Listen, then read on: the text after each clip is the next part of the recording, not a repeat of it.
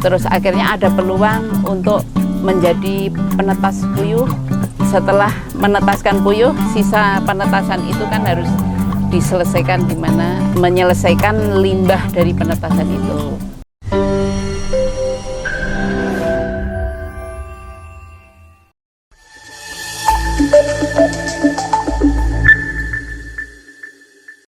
Halo warga Taniling, saya menyapa Anda dari kamera drone ya. Saat ini saya sedang berkunjung ke Bandari Farm di Yogyakarta. Dalam konsep pertanian ini, Bandari Farm menerapkan pertanian terpadu. Beberapa kali Taniling sudah membahas mengenai konsep pertanian terpadu atau integrated farm. Dan kali ini kami suguhkan kembali tayangan dengan tema terintegrated farm, namun dengan latar belakang narasumber yang berbeda. Tentunya ada hal yang menarik untuk dijadikan pembelajaran. Dan satu lagi warga Taniling, sebelum saya bertemu ownernya, saya mau ingatkan kalau dengan konsep ini warga Taniling bisa lebih efisien dalam hal penggunaan sumber daya, peningkatan produktivitas, ramah lingkungan, dan berkelanjutan. Baik warga Taniling, mari kita bertemu dengan ownernya Bandari Farm.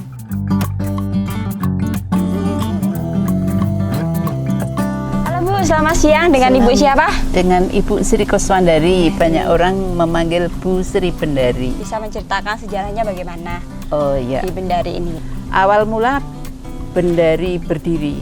Sebenarnya awal mula itu dari saya masih gadis, jadi belum ada nama Bandari. Itu dari awal 90-an kita miara puyuh 500 ekor karena waktu itu kita punya duitnya ya cuman cukup untuk memelihara puyuh 500 ekor. Terus akhirnya ada peluang untuk menjadi penetas puyuh karena di sekitar sini itu peternak puyuh dan belum ada yang menetaskan, kita menjadi penetas puyuh. Setelah menetaskan puyuh, sisa penetasan itu kan harus diselesaikan, gimana menyelesaikan limbah dari penetasan itu. Ini kan warga Taniling TV kan mau ingin tahu, nah bagaimana terjadinya konsep terintegrasi sampai sebesar ini gitu? Sebenarnya konsep awal itu tidak sampai ke situ, tapi orang usaha itu kan harus ada penyelesaian, kita ada tantangan, ada masalah, kita harus ada solusi, kita harus mencari solusi ya, itu. Jadi kita punya perikanan lele, untuk saat ini kita produksi sudah 4 kuintal lebih per hari. Per hari. Otomatis kita miara barang hidup ada yang mati. Nah itu kita terus berpikir lele mati itu bisa bermanfaat dan tidak mencemari lingkungan.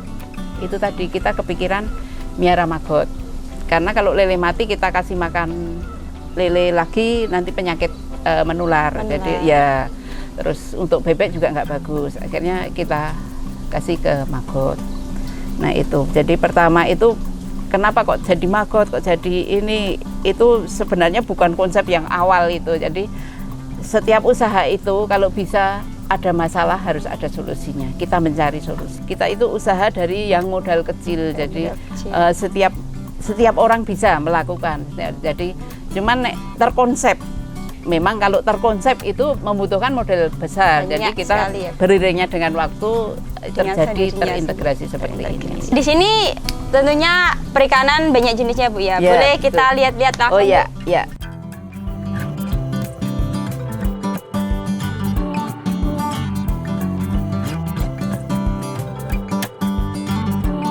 Di sini jenis apa aja Bu? Di sini kita memanfaatkan lahan. Jadi di pinggir-pinggir kolam kita ada tanaman markisa, ada tanaman serai. Nah ini kita memanfaatkan limbah kaskotnya. Jadi kaskotnya itu kita buat pupuk organik padat. Ada juga lele. Jadi limbahnya ini tadi untuk pakan lele ini ya Bu ya? Itu dari apa aja Bu, limbah apa aja? Limbahnya yang maggot itu bisa untuk pakan lele, bisa untuk pakan bebek. Kalau kaskotnya itu untuk tanaman itu. Jadi kalau limbah air lele itu juga untuk menyiram tanaman itu, karena ini juga banyak nutrisinya.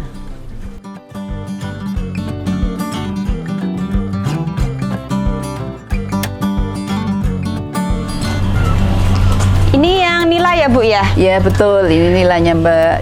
Ini pakai konsep apa Bu? Apa sama terintegrasi kayak lele tadi atau bagaimana? Ini kita pakai bioflok. Bioflok itu dalam arti di dalam airnya itu ada kumpulan makrohidup yang tujuannya untuk menambah pakan nilainya sendiri.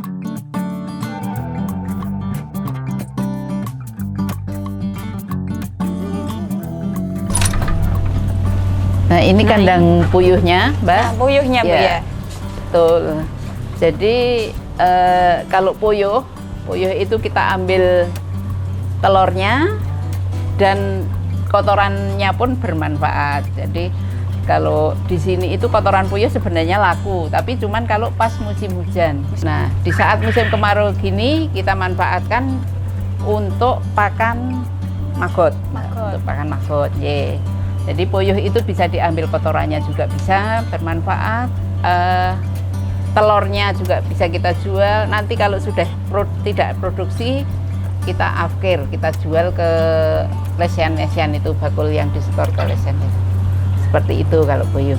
Ada berapa kandang? Ada, kalau yang di lokasi ini ada 2, yang di lokasi satunya ada 2 juga untuk puyuh sekarang. Nah, dari populasi yang banyak ini, per hari itu limbah yang dihasilkan dari puyuh itu misalnya ada berapa ekor yang mati atau telurnya berapa kilo yang tidak terpakai gitu untuk limbah? Biasanya kalau puyuh itu rata-rata produksinya sekitar 75-80%. Jadi kalau puyuh 3.000 itu kalau masih produksi bagus itu sekitar 2.400, 2.000 itu sekitar itu butir. Telurnya. Kalau kematian itu kadang satu koloni gitu ya mungkin bisa 1-2 tergantung musim kalau seperti Pernah itu. nggak sih Bu kelebihan limbah itu yang terjadi untuk populasi dari perikanan, peternakan gitu? Ya akhirnya kelebihan limbahnya limbah yang sudah jadi itu yang pupuk organik padat. Jadi kalau pupuk organik padat itu bukan kelebihan, tidak ada expirednya kalau pupuk. Jadi seandainya kita belum laku kita tumpuk, karena kalau pupuk organik padat, pupuk itu kalau masih baru malah tidak bagus untuk pupuk karena masih panas, masih ada amoniaknya. Jadi malah bagus, makin lama makin bagus. Jadi tidak masalah kalau untuk limbah. Untuk limbah dari puyuh itu nanti masuknya ke mana Bu? Kita ada tempat tersendiri untuk fermentasi limbah, itu ada tempat tersendiri, Mbak. Jadi, di mana itu Bu? Nanti ada, monggo mau iya. ke sana. Ya.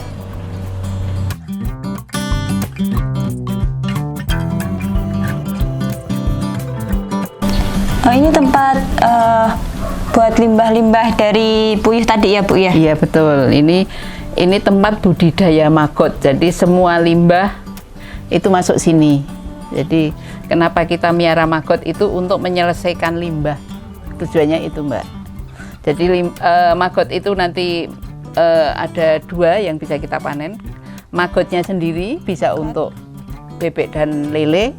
Terus kasgotnya bisa untuk pertanian. Ini yang dari telurnya? Ini telur dari limbah penetasan puyuh yang tidak kepake untuk bebek. Jadi yang sedikit busuk, sedikit kering itu kita masukkan sini. Bu, ini ada nggak keuntungan dari konsep terintegrasinya itu? Jelas ada. Pertama kita bisa dapat keuntungan dari penjualan kasgot dari limbah terakhirnya yang untuk pertanian. Kedua, kita tidak mencemarkan lingkungan karena jadi dari lele mati, dari nila mati, dari telur yang tidak terpakai itu bisa langsung diberi maggot. Dan limbah-limbah rumah tangga yang misalnya kita ada sayur sisa, ada nasi sisa, kita bisa masuk ke maggot. Jadi keuntungannya di situ kita tidak membuang limbah yang sia-sia, dalam arti yang sia-sia. Jadi untuk tahap akhir kita untuk pertanian seperti itu. Bisa untuk teredukasi buat masyarakat sekitar ya Bu? Ya, kita selama ini memang membuka pelatihan edukasi untuk biasanya yang datang itu dari instansi yang mau purna, terus belajar ada yang tertarik dengan lele, ada yang tertarik dengan nila, ada yang tertarik dengan puyuh, memang seperti itu. Jadi kita memang membuka edukasi seperti itu.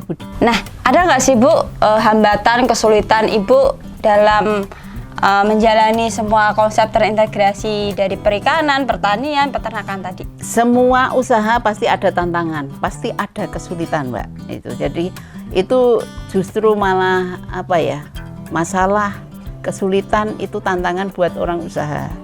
Kalau kita menikmati, pertama usaha itu syaratnya harus menikmati. Karena apa? Kalau kita usaha cuman sekedar mencari uang, itu hasilnya sepertinya nggak bisa. Tapi kalau usaha dengan kita menikmati, kita puas dengan karya kita, itu lebih mudah lah. Kalau tantangan itu namanya kita usaha di barang hidup ya Mbak. Jadi kayak ikan, kayak ternak itu hidup. Itu pasti ada kendalanya. Karena apa? Karena semua barang hidup kan punya penyakit. Namanya ada masalah enggak, ada kesulitan enggak? Jelas ada. Tapi jangan jadikan masalah itu sebuah kesulitan. Jadikan tantangan untuk dilawan, untuk diselesaikan, untuk mencari solusi ya, seperti lele mati, nila mati. Oh, solusinya gimana ya? Kita miara maggot. Seperti itu. Seninya orang berusaha. Nah, itu tadi Warga Tani TV, kita sudah belajar banyak hal tentang konsep terintegrasi dengan Bu Sri ya Bu ya. Yep. Untuk Warga Tani TV, jangan lupa like, komen, dan subscribe channel YouTube Taniling TV dan download aplikasi Taniling TV di Google Play Store. Salam Taniling TV, bisnis agri tak pernah mati.